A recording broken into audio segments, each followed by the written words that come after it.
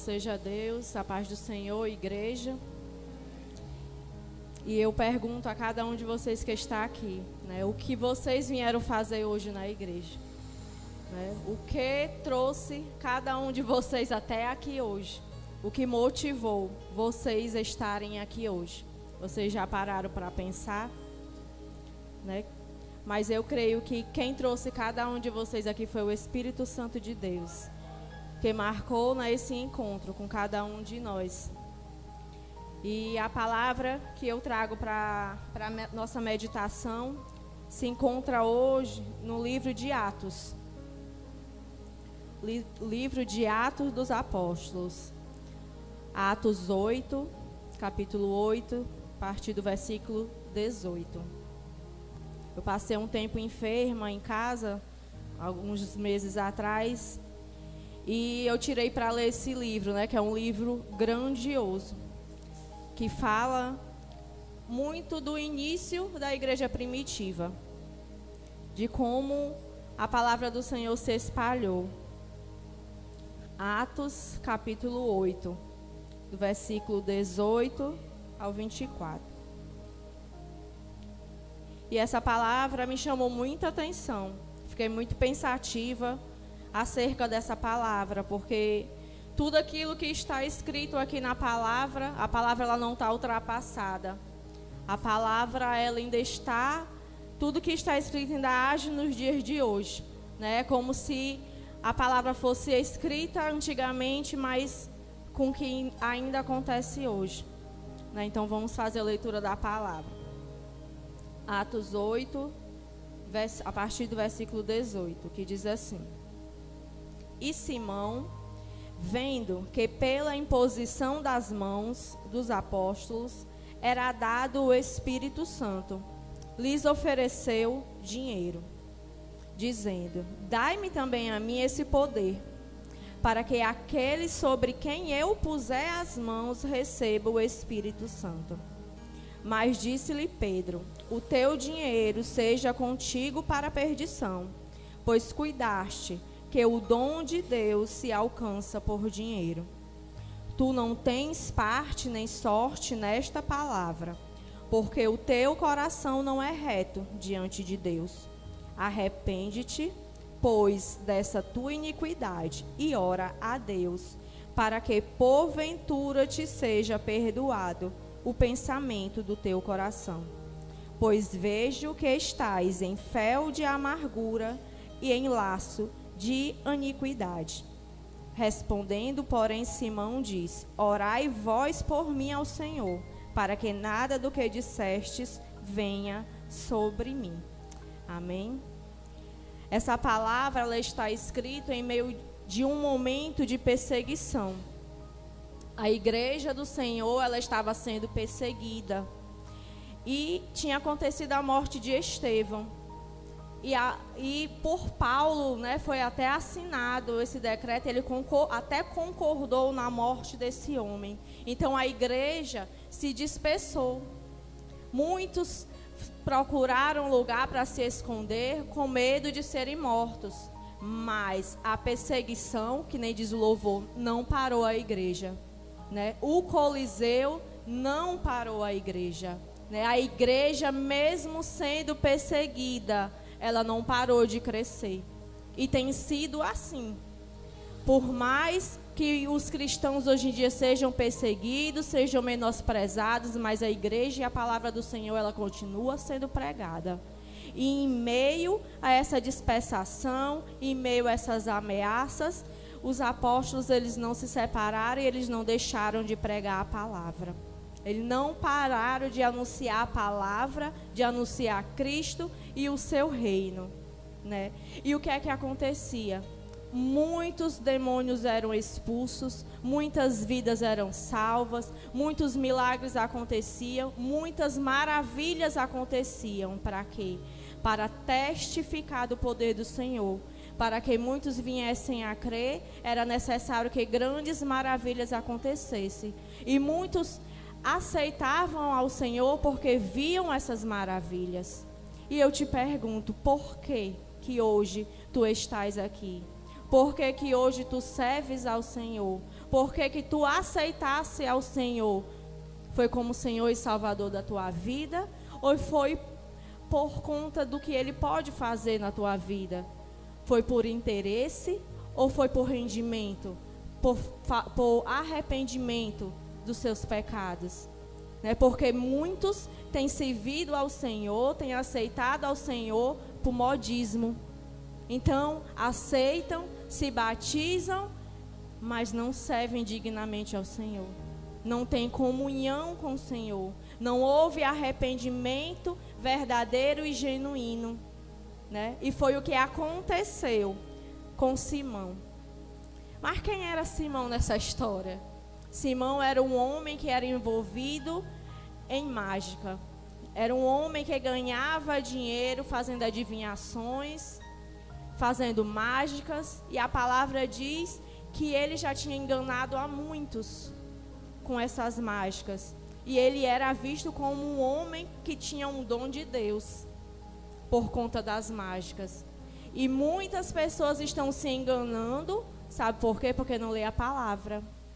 Muitas pessoas estão se enganando porque escutam pregações, seja na internet, seja nas igrejas, mas não chega em casa, não anota, que nem os bereanos, não anota e não vai ver se realmente está escrito na palavra.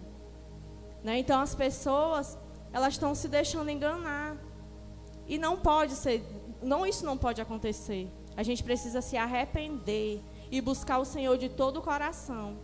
Então Simão, ele vendo as maravilhas, ele aceitou o Senhor como Salvador, ele foi batizado e ele estava atônico, ele estava admirado com essas maravilhas. Então foi o que ele pensou no coração dele.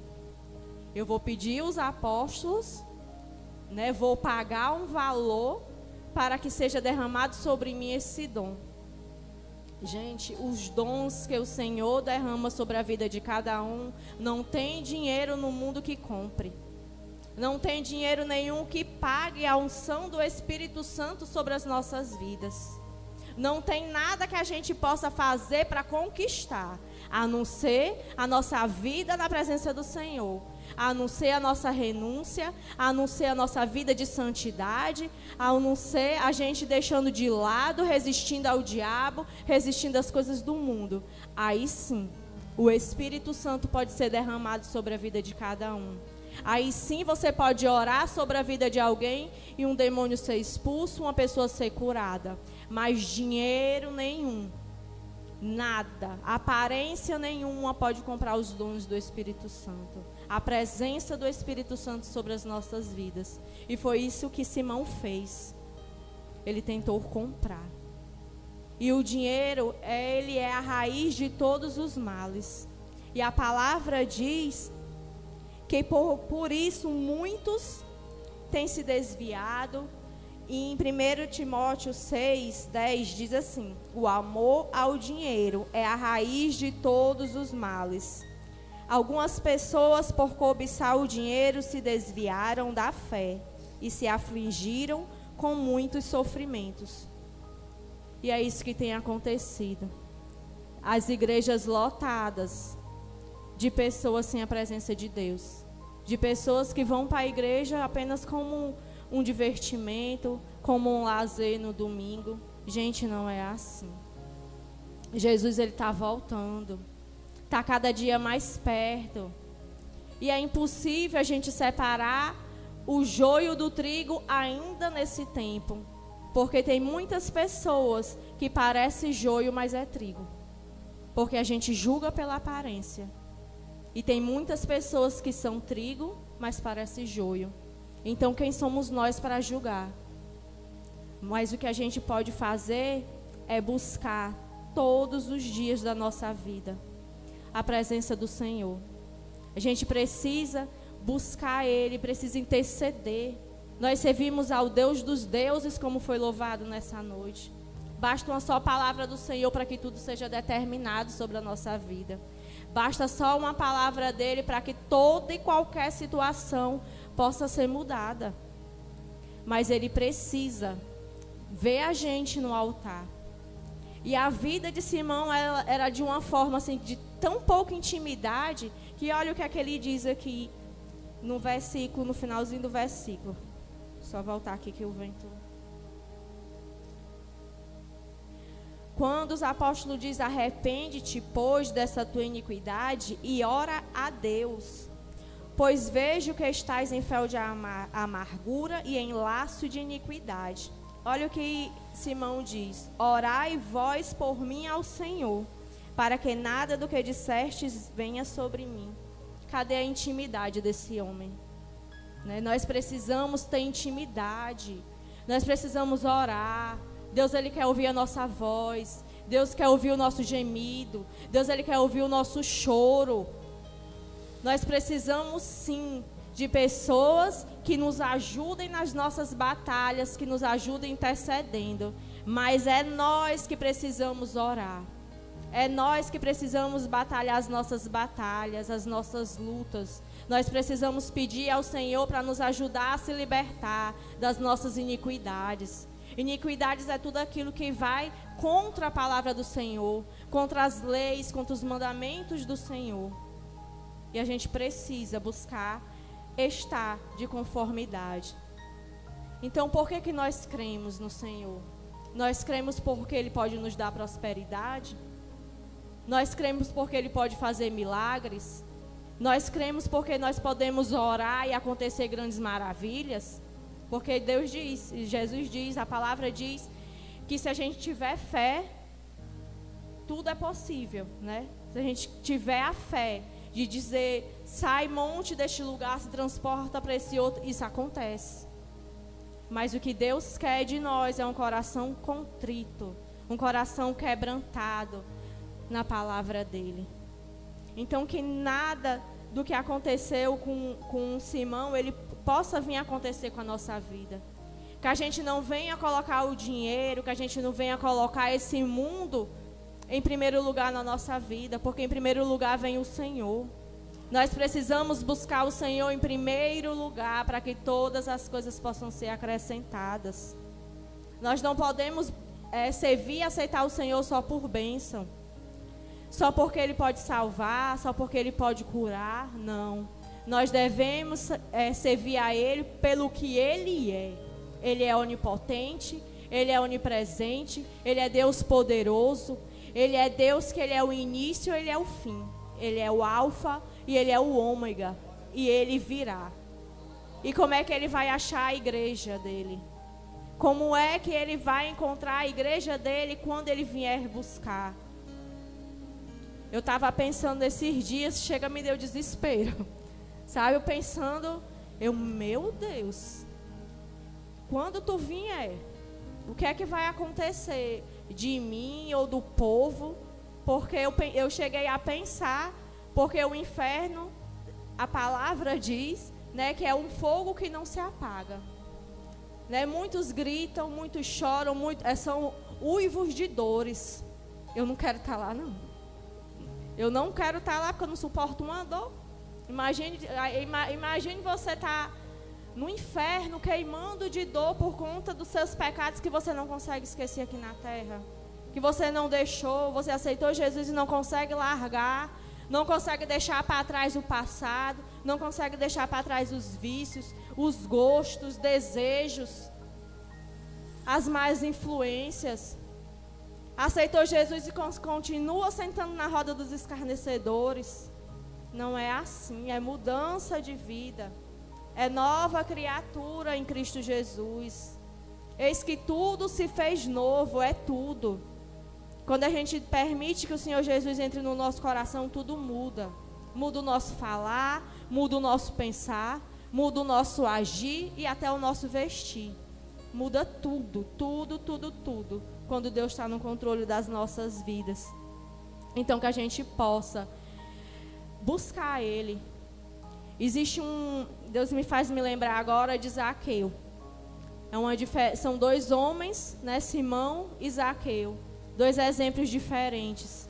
Um exemplo de um homem que aceitou Jesus, mas não houve mudança. E de Zaqueu, que ele só ouvia falar, mas ele teve a oportunidade de ver ele passar. E ele disse, né, que se eu tenho errado contra ti, eu dou metade do que eu tenho. eu dou 4 vezes mais do que eu roubei, né? E houve mudança. Então são 2 exemplos que Deus me faz lembrar. Então que a gente possa usar o dom que Deus derramou sobre as nossas vidas. Porque, como eu falei anteriormente, nenhum dom se compra. O dom de Deus, ele é dado a quem Ele quer e do jeito que Ele quer. Então, o que é que a gente tem que fazer? Cuidar, zelar o dom, zelar a unção que foi derramado na sua vida. Cada um de nós tem um dom. A gente sabe que tem. Pode ser orar, pode ser interceder, pode ser a caridade, a hospitalidade, a bondade. Mas a gente precisa zelar. E o que é que você tem feito com o dom que o Senhor tem te dado? Está guardado, está escondido? Eu já escutei pessoas dizer que não queria mais louvar, que não gostava mais de louvar, que não queria mais pregar, que não tinha um ministério de pregar, de ministrar. O Senhor vai cobrar de cada um de nós. Então a gente precisa ter zelo. A gente não pode negligenciar o que foi dado, foi entregue nas nossas mãos. Então que nesta noite você venha a pensar e a refletir nessas palavras. Por que você aceitou Jesus como Senhor e Salvador da sua vida? O que é que você tem vindo fazer aqui nos cultos? Como é que tem sido a sua vida diante de Deus? Por que você quer servir a Ele? Que a gente venha hoje, nesta noite, refletir. Eu não sei se foi a palavra que vocês vieram escutar, que vocês saíram de casa querendo escutar, mas foi a palavra que o Senhor colocou no meu coração, foi essa. Então eu creio que é para edificação de alguém. A minha edificação é a edificação da igreja. Então que vocês possam ter comunhão com o Senhor, que vocês possam saber que Ele é Deus de maravilhas, mas que a gente precisa nos render e buscar a Ele, para que a gente possa conhecer Ele verdadeiramente. Então eu agradeço a oportunidade e que vocês possam vir a refletir nessa palavra. Em nome do Senhor.